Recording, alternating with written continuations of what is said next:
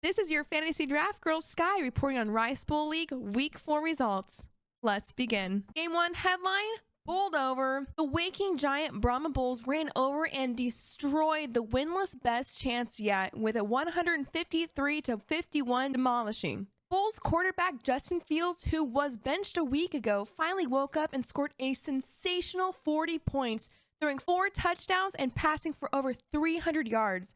Wide receiver A.J. Brown exploded for 44 points with 2 touchdown catches and 175 yards receiving. Rookie sensation Puka added 32 points with over 160 yards receiving and a touchdown. Only WR Jalen Waddle was subpar with just 4 points coming back into the lineup from an injury. For Coach Johnny, in his best chance yet, there was only 2 players that scored in double digits. Wide receiver Amon-Ra St. Brown had an okay 13 points with 1 touchdown with his kicker Tyler Bass.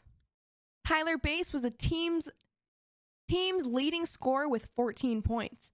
Anytime your kicker leads your fantasy team in scoring, it's not a good thing. Bright spot for the future is that his waiver wire pickup, running back Devonta Chan scored a promising 29 points on the bench and should be an every week starter going forward. Unfortunately, best chance yet falls to 0-4 and sits alone at the bottom of the league going into week 5 against the Sturgeons. Bulls even the record at 2-2 heading into a tough matchup versus the Spitting Gerbils. Game 2 headline, touchdown story. Did anyone watch that early morning animated Sunday Monday between the Jaguars and the Falcons? My producer thought it would pique his excitement for about a minute and he'd be done. But the game was actually pretty cool and entertaining, I thought. The Rice Bowl League matchup resulted in a 128-108 win by the Ellis team over the underdogs. Coach Mike had an all-star performance from quarterback Josh Allen with an amazing 51 points, throwing 4 touchdowns and rushing for a 1 touchdown. Running back Derrick Henry got back on track with a rushing touchdown and 30 points. Plus throwing a touchdown pass. The underdogs had a Toy Story backfield with rookie Bijan Robinson and Travis Etienne being showcased as animated toys. It was so cute. Robinson did not disappoint, rushing for over 100 yards, scoring 20 points. Unfortunately, the Jaguars running back Travis Etienne could not match Robinson's performance, scoring only 7 points. Quarterback Lamar Jackson did all he could with 30 points, 2 touchdown passes, and 2 rushing touchdowns. The same with Ty N. Andrews with 26 points. It was a tough loss for the underdogs as they fall to 2-2, while the Ellis team improves to a solid 3-1. When Coach George was asked if he woke up early and liked the Toy Story Fun Day game, he said, "No, I didn't start playing with toys until about the 7th grade." Game 3 headline, Big McCaffrey attack. The Super Saiyajins are super once again with a 181-76 kick ass over 2 GMs 1 cup. On pace to be the NFL's Offensive Player of the Year, running back Christian McCaffrey scored an incredible 51 points with 4 total touchdowns. Surprising performance by wide receiver Nico Collins with 43 points and 2 touchdowns. Rookie quarterback Anthony Richardson is back in the lineup with 34 points.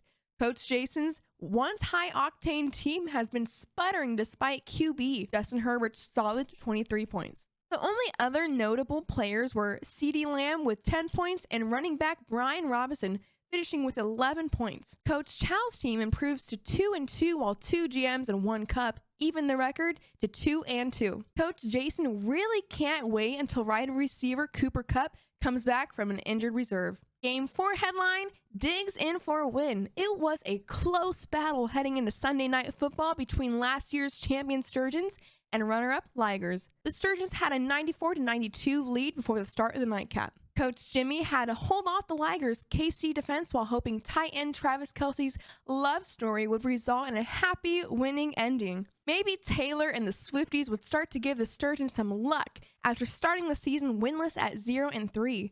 Sure enough, the Sturgeons held down the Ligers to a 107-99 victory.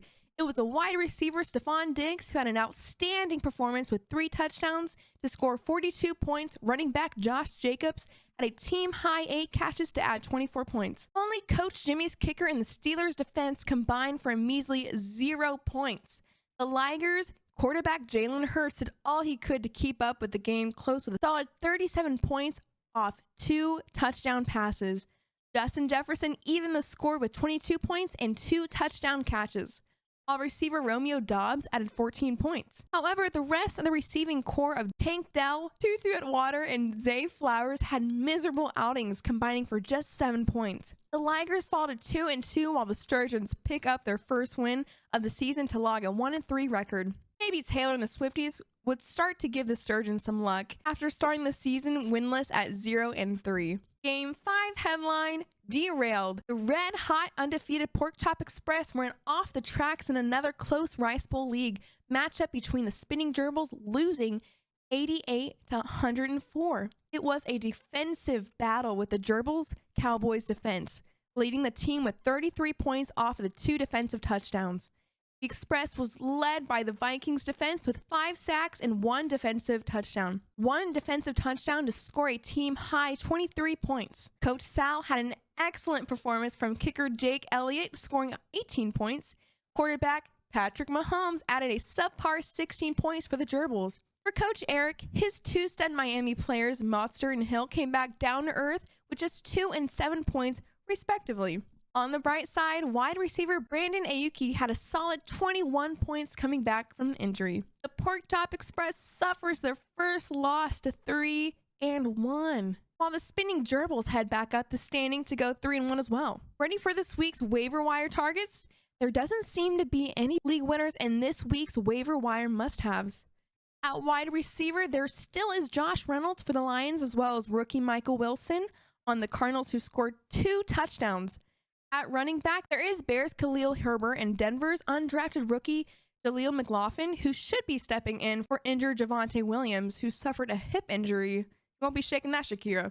Keep an eye out for rookie quarterback Aiden O'Connell on the Raiders. He could be very well a sleeper and take over the starting role from Jimmy G if he returns from an injury and continues to struggle. Remember, bye weeks are now starting in week 5, so don't forget to check your players' bye weeks and set your lineup. It was an exciting week 4 with everyone still in the hunt for the title. Everyone now has a loss, but unfortunately, it might be Coach Johnny's last chance yet if they don't pick up their first win this week. Just remember the wise words of Woody: reach for the sky. Until then, this is Skye Fuller signing off. Don't forget to click like and subscribe, and I'll see you guys next week. Bye!